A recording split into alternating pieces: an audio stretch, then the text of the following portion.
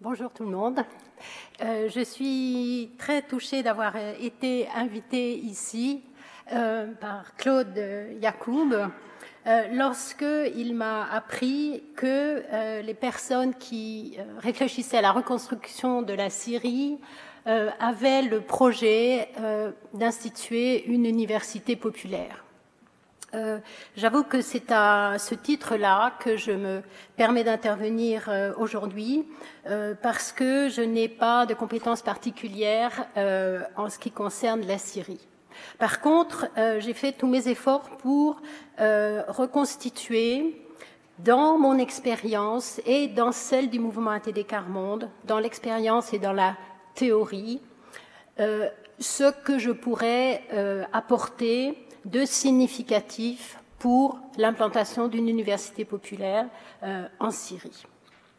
Alors, je suis donc permanente du mouvement ATD Quart Monde, je suis praticienne, mais j'ai aussi travaillé à l'université puisque j'ai fait une thèse en sciences de l'éducation, justement avec les membres de l'université populaire Île-de-France, donc dans la région de Paris. Et je vais vous livrer les résultats de cette recherche. Alors, vous allez me dire qu'est-ce que le lien entre la violence et la grande pauvreté, puisque le mouvement international ATD Quart Monde est un mouvement de lutte contre la grande pauvreté. Eh bien, la grande pauvreté, c'est aussi une forme très spécifique de violence. Et nous verrons que les expériences de la destruction par les guerres, par un séisme ou par une situation chronique d'extrême pauvreté, eh bien, ont des similarités. Et nous verrons aussi que malheureusement, elles peuvent se cumuler. Donc, le mouvement ATD Quart Monde a été créé en France en 1957 dans un camp de sans-logis. Et là, on retrouve la notion de guerre. C'est au sortir de la Seconde Guerre mondiale. La France était un pays riche, un pays en reconstruction, mais qui avait des familles échouées, des familles délaissées, des familles exclues de la société française, des familles tolérées nulle part. Je vais vous montrer. Voilà. Voilà ce qu'était le camp de Noisy-le-Grand, donc dans la banlieue parisienne, où étaient reléguées 252 familles. On a parlé tout à l'heure, hier, de relogement temporaire. Eh bien, c'était un relogement temporaire qui a duré 10 ans. Donc voilà de plus près ces bâtiments que les gens eux-mêmes appelaient des igloos parce que ça avait la forme d'un igloo. Et là était accumulé, évidemment, énormément de misère et l'extrême pauvreté.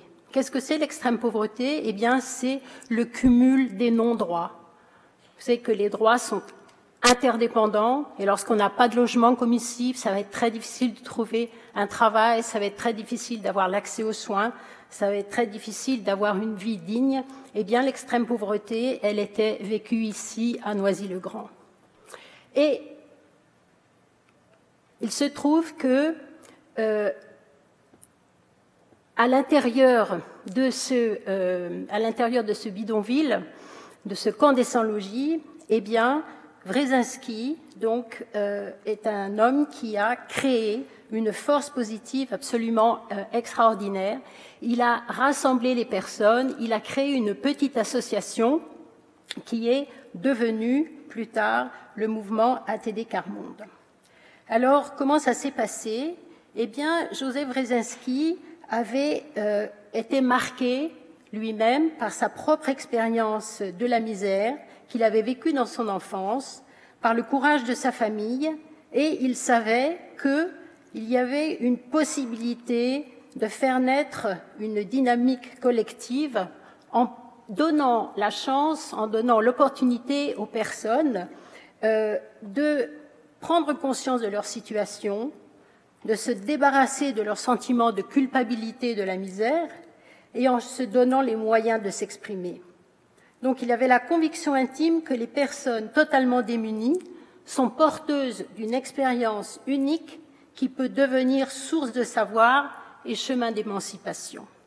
Donc voilà, si vous voulez, le fondement de la philosophie de l'action d'A.T.D. Carmonde.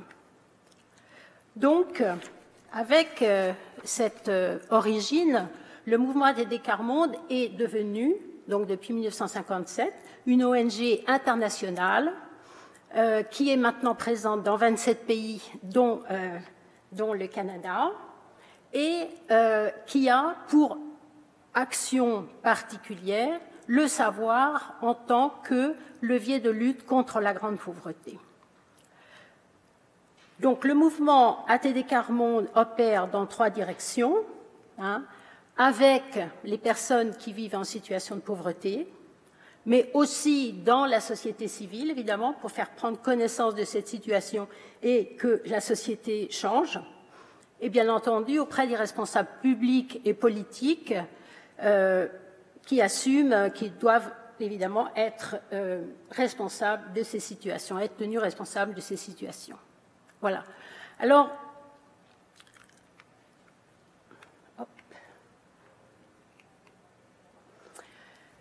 voilà ce que je vous disais. Donc, les personnes, Joseph Wresinski a proclamé haut et fort, alors que c'était extrêmement difficile, que les personnes qui vivent dans la grande pauvreté sont reconnues, doivent être reconnues comme détenteurs d'une expérience unique qui peuvent devenir source de savoir et chemin d'émancipation. Donc, c'est ce que je vais vous exposer. Alors, voilà ici, au temps du bidonville, une dame qui, effectivement, vivait dans ses baraquements, mais qui, là, prenait la parole dans un petit groupe d'expression publique. Et puis, on voit le fondateur, on voit ici Wresinski. Alors, Wresinski, donc, a imposé l'idée d'une connaissance mobilisatrice.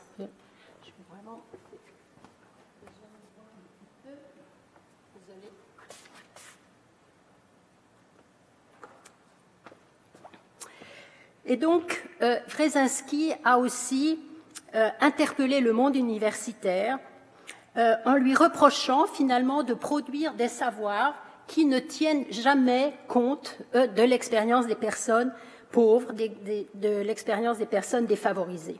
Et ça, c'est évidemment très nuisible parce qu'une connaissance qui ne prend pas en compte l'expérience des personnes défavorisées ne peut pas être mobilisatrice.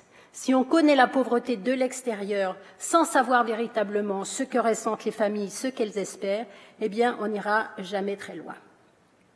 Donc, Wresinski a encouragé la production de la connaissance avec les personnes défavorisées et pour aller atteindre non seulement la société, mais l'université, le lieu de production du savoir.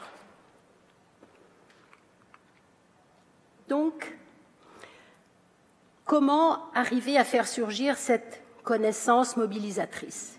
Eh bien, en mettant en évidence le fait que chacun, même les personnes très pauvres, sont porteuses d'une expérience. Et cette expérience, l'expérience de vie, elle est indispensable à la compréhension du monde. On ne peut pas avoir une compréhension véritablement scientifique ou même pertinente du monde si on fait abstraction de la compréhension du monde par les personnes défavorisées. Qu'est-ce que c'est que vivre la grande pauvreté pour un enfant dans un conflit? Qu'est-ce que c'est que être non seulement victime de la guerre, mais en plus exclu de la communauté qui souffre déjà? Et donc Wresinski était persuadé, et c'est ce qu'il a mis en œuvre tout au long de sa vie, le fait que la pensée est le chemin de la libération des personnes défavorisées. Donc voilà la philosophie de l'action de façon globale. Et je vais l'illustrer par 2 exemples. La première, c'est celle du séisme en Haïti, et la deuxième, l'Université populaire Carmonde Île-de-France. Je vais vous donner 2 exemples, parce que, bien sûr, vous voyez bien qu'à partir de cette philosophie de l'action, Il ne s'agit pas de reproduire, de calquer ou de copier des actions, mais de les recréer avec les personnes en question et avec les personnes défavorisées. Donc avec cette philosophie de l'action, on va avoir finalement une variété de créations et l'université populaire qui verra le jour en Syrie, je l'espère, sera aussi une création à partir du contexte, à partir de la société et des personnes. Alors je vais prendre l'exemple de Haïti.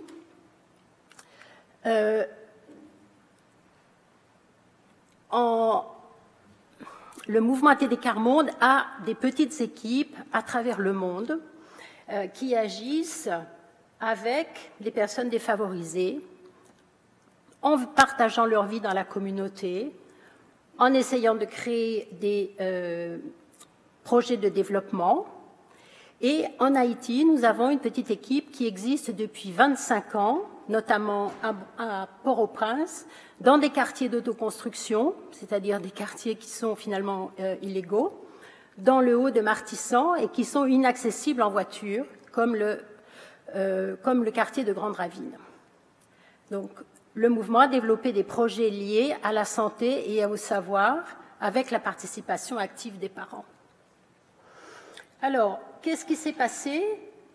Le 12 janvier 2010, le séisme a été un choc terrible, absolument pour tout le monde, et il y a eu un effort de solidarité internationale, mais l'aide internationale ne parvenait pas, dans les quartiers les moins accessibles, déclarés zones rouges et dangereuses par les humanitaires urgentistes.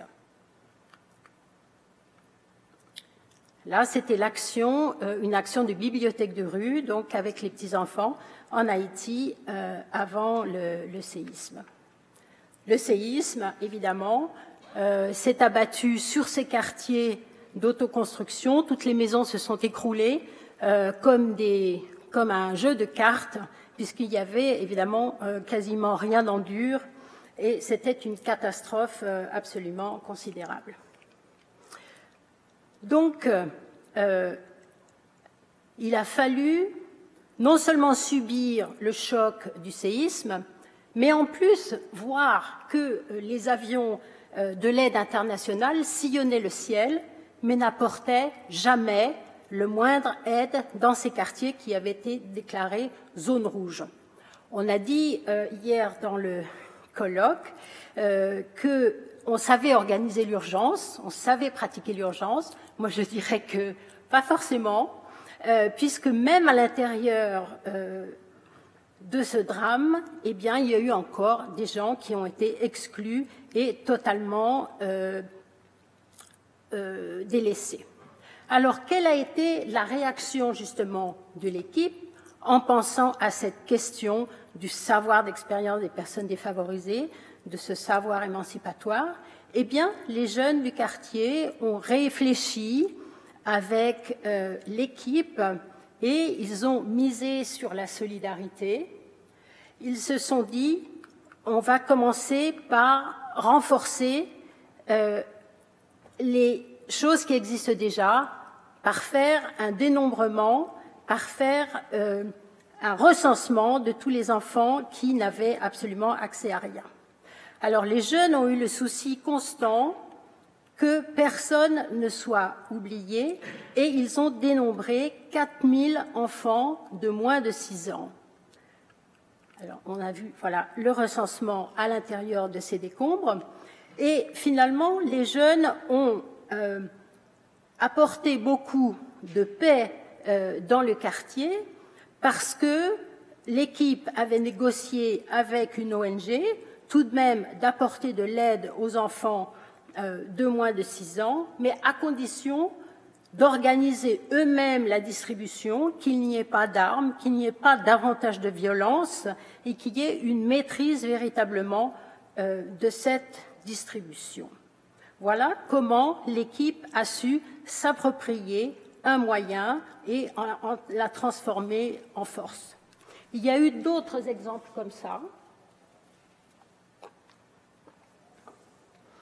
Il y a eu aussi une concertation qui a été organisée par l'ONU, et l'équipe a profité de cette opportunité pour donner la parole aux jeunes, pour donner la parole aux adultes, afin qu'ils arrivent à exprimer quel était leur souhait, quel était leur avenir, quel était leur souhait pour l'avenir d'Haïti.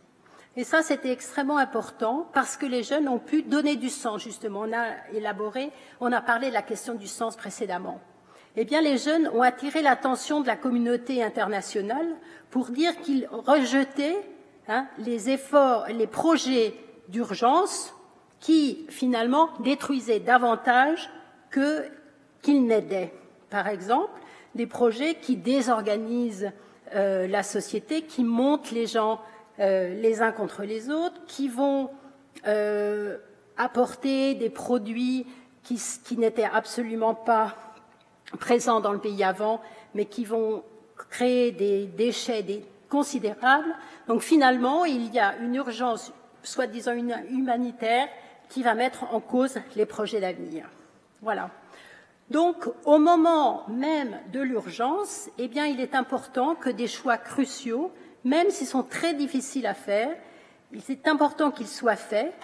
Par exemple, développer la solidarité de façon inconditionnelle, pratiquer, donner la priorité d'action avec toute la communauté, être sûr que personne n'en est exclu, s'approprier la maîtrise des distributions, résister aux choix imposés par l'aide internationale s'ils ne répondent pas aux aspirations et s'ils altèrent les possibilités pour l'avenir. Donc voilà, je ne vous ai pas parlé d'une université populaire pour l'instant, mais d'un genre d'action qui est élaboré, créé avec les personnes lorsqu'elles sont au milieu de la souffrance et d'une catastrophe majeure, mais si on parie qu'elles ont encore des forces, si elles ont pari qu'on peut encore s'appuyer sur elles pour bâtir quelque chose et pour bâtir quelque chose d'avenir. Alors, l'Université populaire Quart-Monde, c'est une action qui, elle, est aussi basée sur la production du savoir émancipatoire, mais qui a été systématisée, qui existe depuis longtemps, qui a été donc fondée en 1972 par Brzezinski et qui existe maintenant dans une dizaine de villes en France, dans les pays européens, ici à Montréal, à quelques blocs de notre université, et aussi dans les pays du Sud. Donc, elle a été créée par et pour les personnes qui n'ont pas acquis les outils de réflexion et qui se croient ignorantes, qui ont intériorisé le fait qu'elles sont ignorantes, entre guillemets. Alors, la première chose, bien entendu, c'est qu'il faut aller à la rencontre des personnes très pauvres. Il est hors de question de penser qu'elles vont frapper à la porte d'une université populaire et demander à participer.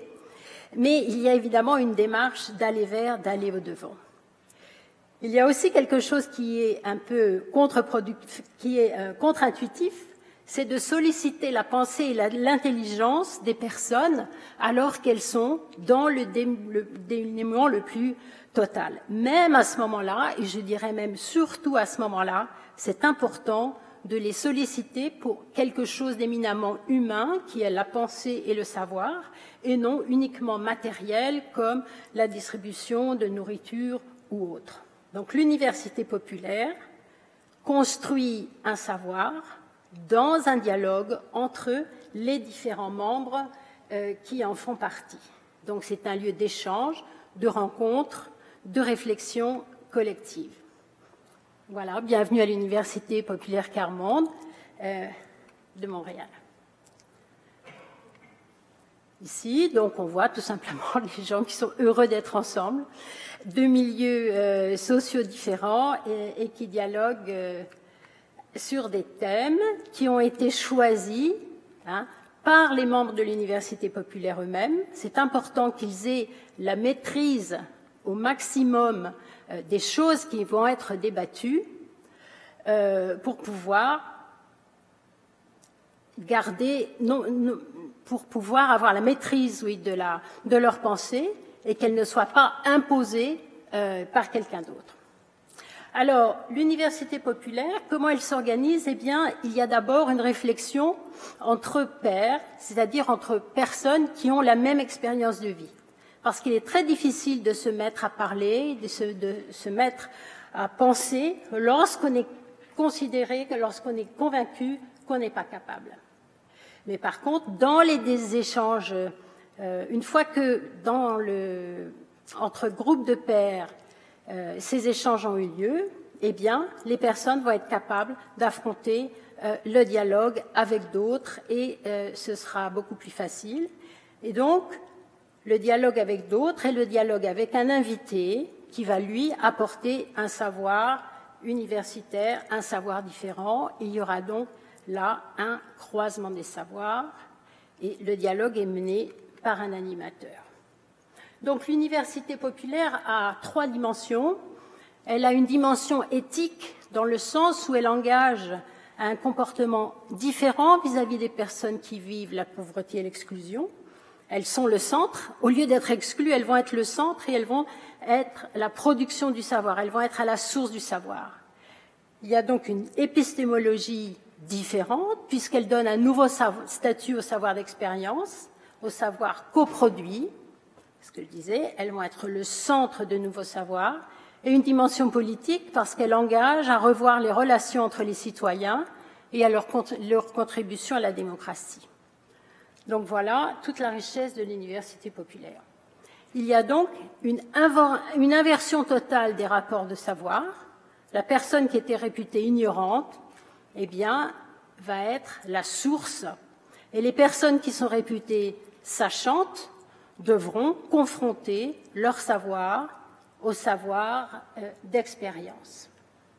Donc cette modification des rapports au savoir donne toute leur chance aux personnes qui se croyaient ignorantes et qui vont à nouveau arriver à partager et à maîtriser leur vie. Donc voilà ici des gens qui discutent, qui réfléchissent très profondément à égalité, donc le sachant, le non-sachant, les uns à côté des autres, mais de façon très sérieuse et égalitaire. Comment se passe cette construction de savoir? Eh bien, par une réflexion sur l'expérience. On demande aux personnes en situation de pauvreté de réfléchir pour elles-mêmes. Qu'est-ce que c'est, par exemple, la violence? Ou qu'est-ce qu'elles souhaitent comme école pour leurs enfants? Et cette réflexion sur l'expérience permet de produire une nouvelle identité, de produire du sens et de produire des savoirs. Alors, la condition de mise en œuvre de l'université populaire est très importante. Ce n'est pas du tout au hasard qu'on arrive à créer les conditions, justement, de cette confiance. Alors, je les évoque ici. Il faut que les différents membres de l'université populaire rentrent dans une relation de réciprocité. Il faut qu'il y ait une reconnaissance des uns et des autres. Il faut un respect inconditionnel de la dignité de la personne. Il faut aussi s'accorder du temps, respecter la liberté des gens. Il ne doit pas y avoir de rapport de domination à l'intérieur des membres de l'université populaire et adopter une écoute sensible, c'est-à-dire être capable de sentir vraiment profondément ce que dit la personne qui s'exprime. Ici, j'ai choisi une université populaire en table ronde pour montrer justement l'égalité de conditions. La parole des uns n'a pas plus de poids que la parole des autres. Donc, c'est le travail de la réflexion sur l'expérience, permettre de donner du sens à sa vie. C'est ce qu'on expliquait précédemment. Qu'est-ce que c'est qu'être dans la grande pauvreté? Pourquoi je suis comme ça? Ça ne va pas durer toute la vie, c'est possible d'être autrement. Les droits existent, d'autres s'en sont sortis. On est dans un lieu de sens, on donne du sens au savoir. Voilà ici cette femme qui réfléchit, vous voyez les bulles derrière elle, c'est la pensée des autres qui l'entourent et elle est heureuse de pouvoir donner, avoir une meilleure compréhension de sa vie, une meilleure compréhension du monde. Alors, cette réflexion sur l'expérience a des conséquences très importantes. elle fait évoluer l'identité des personnes. Voilà cette femme. Donc là, c'est les résultats de la recherche que j'ai fait avec les membres de l'Université populaire. Une femme expliquait, par exemple, maintenant j'ai compris que je n'avais pas à avoir honte. Lorsque je suis arrivée à l'Université populaire, j'ai entendu les autres qui disaient qu'ils avaient vécu dans les bois, dans les forêts, et qu'elles osaient s'exprimer publiquement. Moi, j'ai vu que je n'avais pas à avoir honte. La production de sens. L'Université populaire sur le thème de mémoire de courage. Une mère de famille a joué une scénette en théâtre et elle a représenté l'arrestation de son fils un matin, un événement qui l'a énormément marqué. Elle a joué à l'Université populaire et pendant la recherche, elle a donné le sens et elle a dit « mais j'ai montré qu'une mère de famille a quand même du courage ». Donc cet événement traumatique, il a été repensé, revécu. Là, on pourrait tout à fait parler de résilience, comme Madame tout à l'heure. Donc un effet très très important, la production de sens. Et la confrontation des différents savoirs permet de construire un savoir un peu plus assis, un peu plus théorique, un peu plus formel. Par exemple, l'Université populaire sur l'exil, eh bien les uns ou les autres vont dire l'exil, je l'ai compris autrement. Avant, je pensais que les immigrés venaient de leur pays pour faire un petit peu d'argent et puis retourner chez eux. Mais maintenant, j'ai compris qu'il y a des guerres, qu'il y a des souffrances. Je ne vois plus les immigrés comme avant. Voilà, transformation du sens. Une autre personne pouvait dire, mais l'exilé, c'est aussi le pauvre. Donc, une réflexion commune et une construction commune de savoir. Alors, où est l'émancipation? Eh bien, l'émancipation arrive lorsque le savoir qui est construit repose sur une prise de conscience. L'Université populaire sur les tutelles et curatelles. Un monsieur dit, à cette université populaire, le juge m'a appris à faire des démarches pour mon frère. Je me suis aperçu que le tuteur ne respectait pas mon frère. Et le lendemain de l'Université populaire, il a dit, vis-à-vis de la loi, je sais que vous devez donner régulièrement des comptes rendus de salaire. Donc, pour cet homme, simplement avoir une nouvelle information a transformé sa vie. Une autre personne, par exemple, qui n'a pas l'expérience de la pauvreté, qui participe à l'Université populaire de façon solidaire, aura pu dire, mais moi, maintenant, je me pose les questions différemment. Je réfléchis autrement à la question de la grande pauvreté et je vois comment m'engager. Un intellectuel qui était invité pouvait dire « mais ce que vous faites à l'Université populaire, vous faites passer à l'épreuve du réel les idées des intellectuels. » Et ça, c'est extrêmement, extrêmement salutaire, bien entendu. À l'Université populaire, on voit au final qu'il y a une nouvelle production de rapports sociaux. Les rapports sociaux sont inversés. Et il y a une production d'engagement citoyen. Il y a évidemment des revendications sociales ou des revendications politiques qui émanent de l'Université populaire. Et là, pour finir, je vais vous montrer une université populaire européenne. Tous les 2 ans, toutes les universités populaires des différents pays d'Europe se retrouvent soit au Parlement européen, soit au Conseil économique et social européen, pour dialoguer avec les instances internationales et faire valoir leurs revendications. Ici, il y a 2 ans, au Conseil économique et social européen, une université populaire sur le thème de la citoyenneté. Comment être citoyen lorsqu'on est très pauvre aujourd'hui en Europe? Eh bien, malheureusement, c'est extrêmement difficile et le dialogue avec les responsables européens a été très fructueux. Alors, le modèle de la construction du savoir émancipatoire, eh bien, voilà comment je le présente. Il y a d'abord une rencontre avec une reconnaissance mutuelle et une prise de conscience de la valeur de la personne. C'est là qu'elle se construit et son individualité se bâtit. Donc, la personne lit son expérience, fait une autoréflexion et voit de nouveaux schèmes de sens.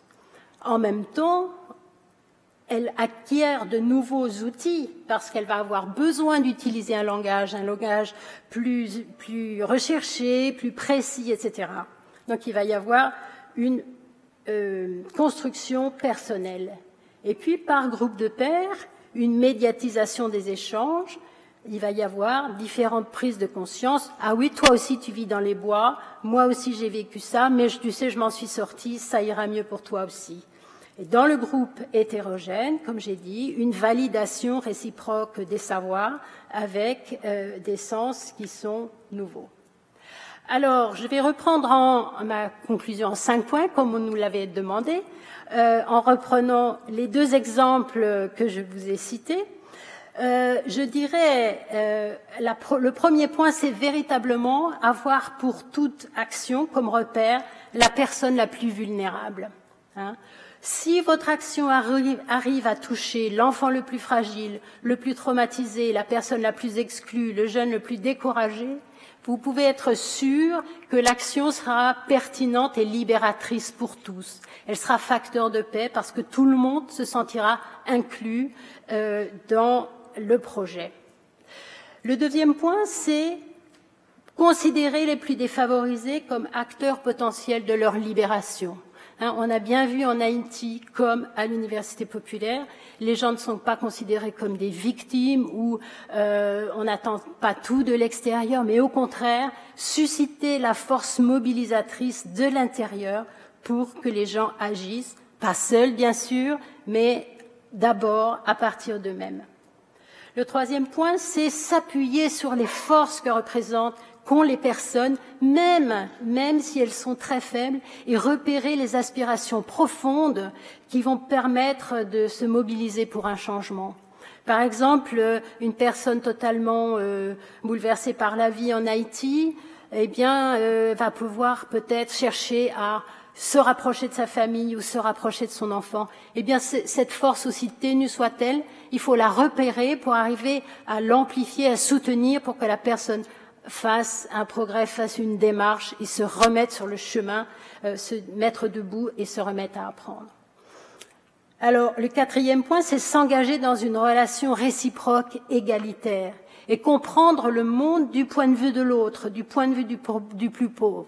On ne peut pas reconstruire le monde si on fait abstraction de la compréhension du monde par les plus pauvres.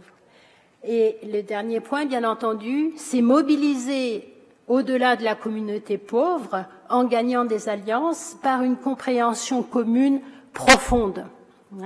L'alliance va se faire non pas par le pouvoir, puisque les pauvres n'en ont absolument aucun, ou même pas un pouvoir économique, même pas le pouvoir de faire la grève. Non, leur existence n'a aucun sens, ne gêne personne, leur absence d'existence ne gêne personne, mais ils ont un espoir de gagner des alliances par une compréhension commune. Et donc s'engager ensemble, ensuite, avec les personnes qui ne sont pas pauvres, qui sont leurs alliés, dans des actions fondées sur cette dynamique construite dans cette transformation sociale. Voilà, pour qu'elles ne nuisent pas aux personnes concernées. Parce que intervenir, on l'a vu, dans les situations de crise, comme dans la grande pauvreté, eh bien, a un risque grave d'empirer la situation. Donc avec toutes les conditions, avec les précautions qu'on a pu tirer de l'expérience, eh bien, au contraire, on peut arriver à mettre au jour des forces et à opérer une transformation sociale. Je vous remercie.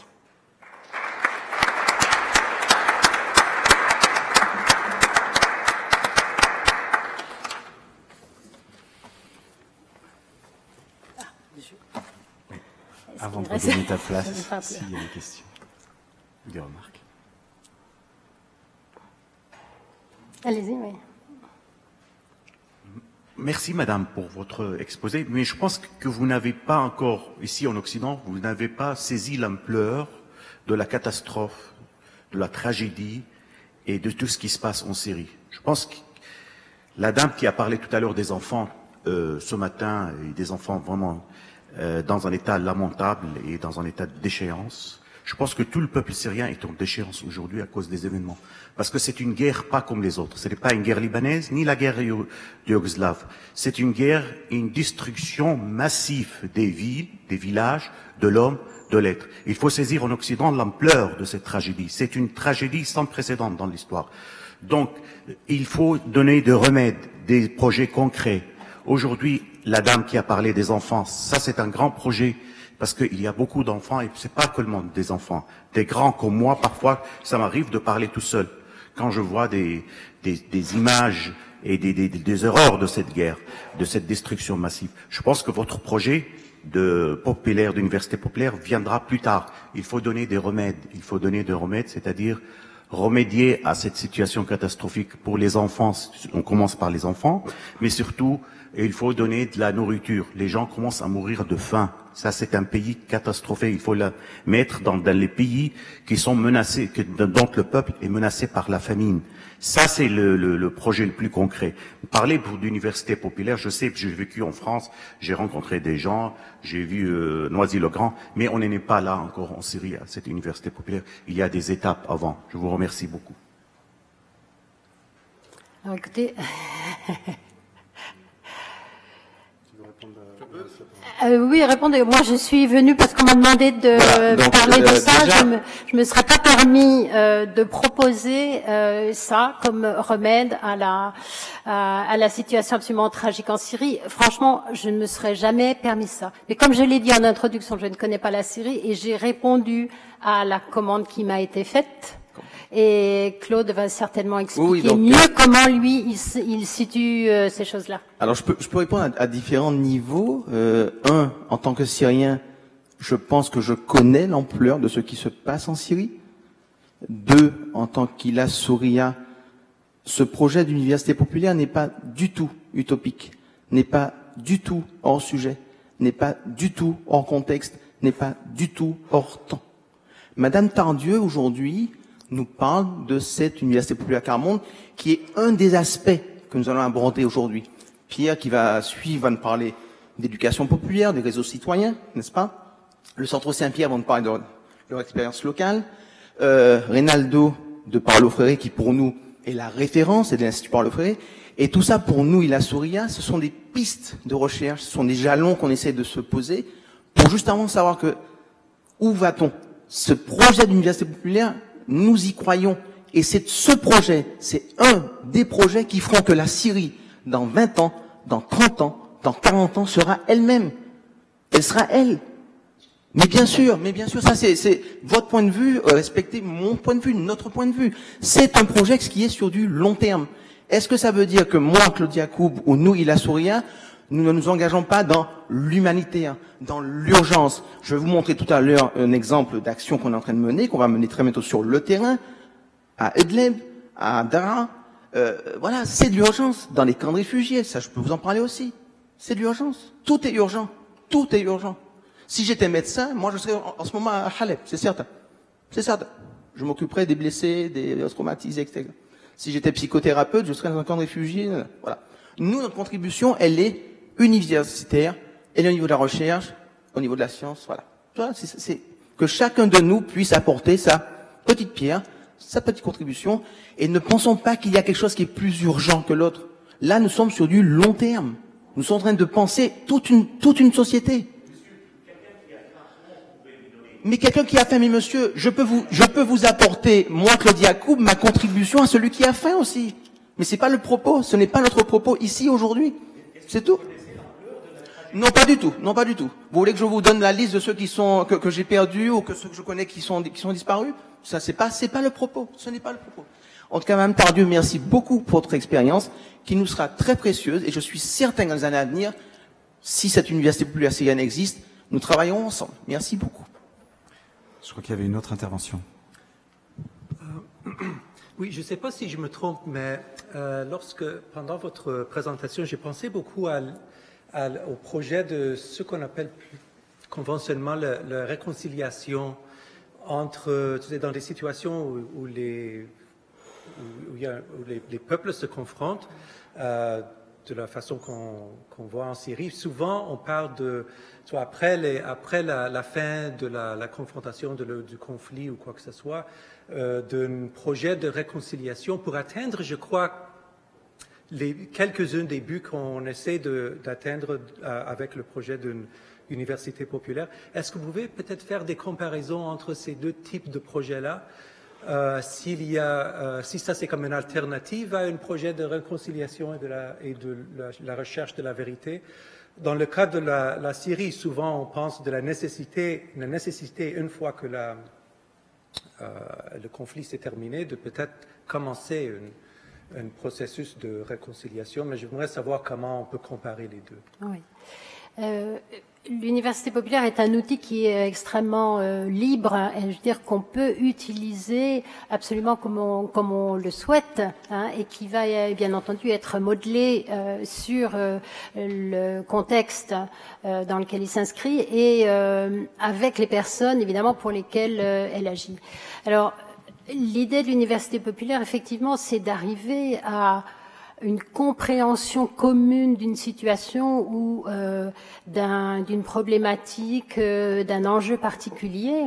Et on est loin souvent d'imaginer à quel point les visions du monde, à quel point les incompréhensions sont importantes.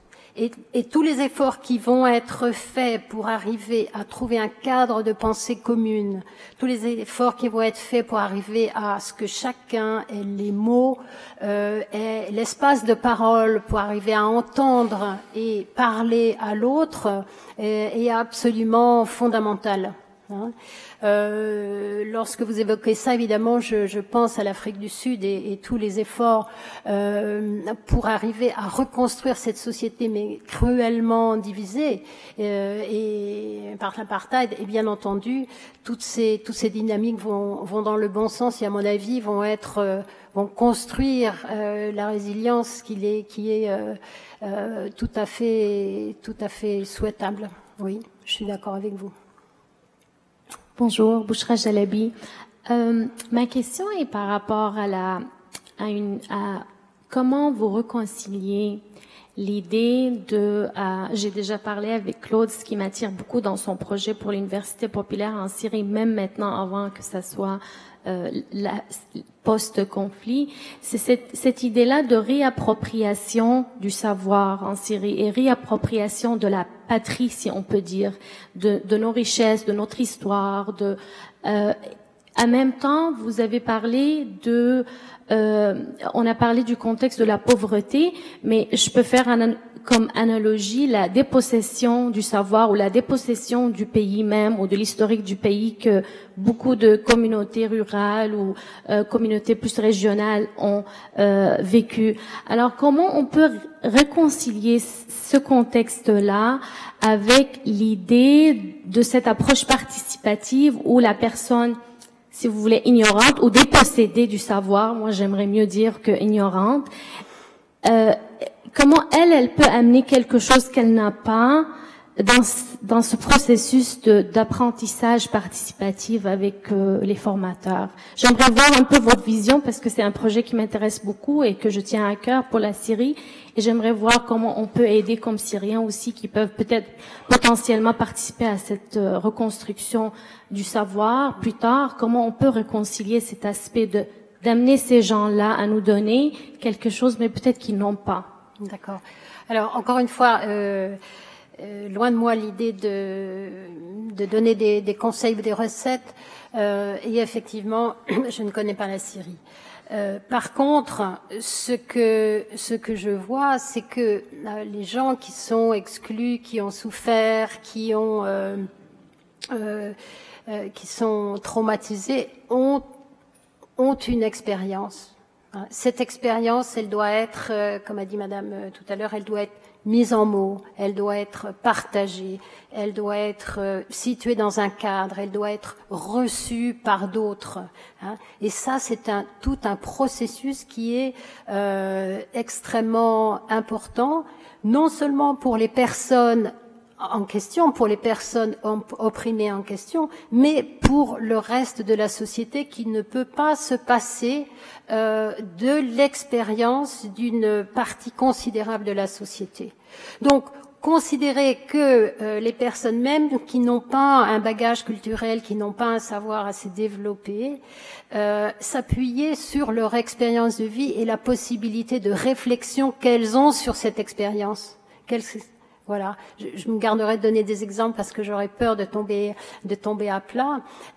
Mais une personne aussi traumatisée, aussi enfermée soit-elle, elle a nécessairement une expérience qu'elle peut arriver à mettre en mots si elle est dans un contexte favorable, si les personnes autour d'elle attendent sa contribution, l'écoutent, vont être capables de recevoir ce qui est dit, qui va être la condition indispensable de l'expression publique. Imad Al-Zawara de la Forum démocratique syrien canadien. Merci, merci à vous, madame, merci pour tous les conférenciers pour vos efforts.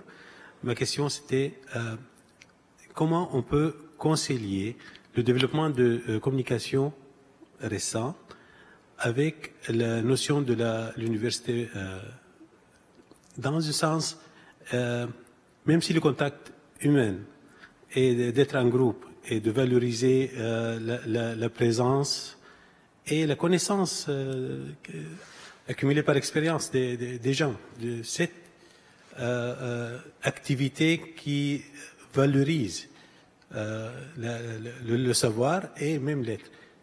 Est-ce que la présence de conférences par Internet des groupes qui sont dans des places différentes, est-ce qu'il était un voie qui était abordée? Est-ce qu'on peut investir dans ce domaine-là pour créer un regroupement plus vaste et plus multiple dans cette expérience-là? D'accord.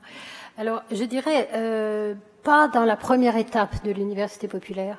Parce que dans la première étape de l'université populaire, les personnes qui vont s'exprimer pour la première fois, elles vont le faire parce qu'elles vont sentir à leur côté des personnes engagées qui vont les soutenir, qui vont recevoir leurs paroles, qui vont pouvoir faire quelque chose de leurs paroles, la mettre en valeur. Donc, il y a une relation humaine absolument indispensable. On ne peut pas faire une université populaire à distance. Il faut être proche, il faut pouvoir se dire bonjour, se donner des nouvelles, s'embrasser, voilà, partager ses souffrances, transmettre son affectivité, c'est absolument indispensable. Par contre, ce qui est bâti, ce qui est partagé, le savoir qui est produit, les décisions qui vont être prises, les résolutions, bien entendu, une fois que ce savoir a été bâti, qu'il a été assis, qu'il a été confirmé par les membres de l'université populaire, quand eux valident le fait que ce savoir construit ensemble peut sortir à l'extérieur, qu'il est assez consensuel et assez formé pour être transmis à d'autres. Alors bien sûr, les moyens de communication les plus modernes et les plus rapides vont être efficaces. Hein. On utilise, nous, Internet pour s'envoyer les comptes rendus de préparation d'université populaire. Là, c'est immédiat, c'est parfait. Mais rien ne remplace cette présence parce que la reconnaissance de la personne à la personne, c'est l'élément décisif de cette prise de parole et de cette construction ensemble. Je voulais dire, moi, de connecter les groupes. Connecter les groupes. Les groupes qui sont différents dans des places de l'université qui sont éloignées. Connecter les groupes dans une conférence qui sort de le cercle étroit d'un groupe fermé. D'accord. Plus ouvert, des groupes à groupes, et comme ça l'échange peut être plus vaste. L'exposition et l'expérience requise, ça sera aussi plus vaste. C'est ça que je voulais dire. Vous avez vu la dernière photo que je vous ai montrée, c'était une université populaire européenne, donc avec des rencontres entre personnes alors qui ne parlent pas les mêmes langues, hein, qui sont la plupart du temps réparties sur toute l'Europe, mais qui vivent des expériences similaires. Et d'emblée, elles se reconnaissent au-delà du langage, être exclu aux Pays-Bas et être obligé de vivre sous tente parce que on n'a pas de logement, que ce soit là, ou avoir un enfant retiré en Grande-Bretagne parce que on vit dans la grande pauvreté. C'est une souffrance et une humiliation qui n'a pas de frontières. Les gens, même au-delà des mots, ressentent tout de suite. Donc il va y avoir une possibilité de grande connivence et de grande compréhension, bien sûr, ben là, il va falloir à un moment donné faire le voyage pour se rencontrer, parler ensemble. Hein. Mais c'est tout à fait possible et l'effet boule de neige de l'université populaire est très important. Vous avez raison. Ok, merci. Une dernière intervention. Souel Salman. Moi, j'ai fait partie de l'université populaire aussi. J'ai une expérience dans ce domaine. Un peuple qui a vécu 40 ans sous une dictature très dure, qui a peur de son ombre, il faut lui faire apprendre à parler, à prendre sa place. Et la démocratie, ça apprend.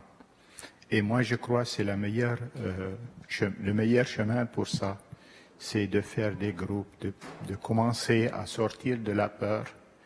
Et la révolution syrienne a réussi à casser, à briser le mur de peur, le mur de silence, et on va continuer. Merci. Je pense qu'on peut terminer sur cette intervention.